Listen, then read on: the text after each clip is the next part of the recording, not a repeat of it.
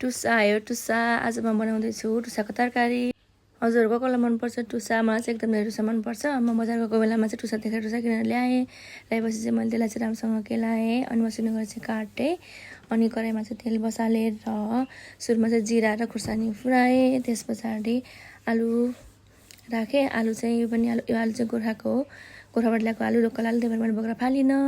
अनि त्यस पछाडि टुसा पनि गोर्खाकै टुसा हो अनि यसलाई चाहिँ पराक बनाएर बनाएँ छोप्दै बनाएँ एकछिन छोपिसकेपछि चाहिँ यो राम्रोसँग पाक्यो अनि नुन मसलाहरू राखेँ टमाटर राखेँ नुन लसुनहरू राखेँ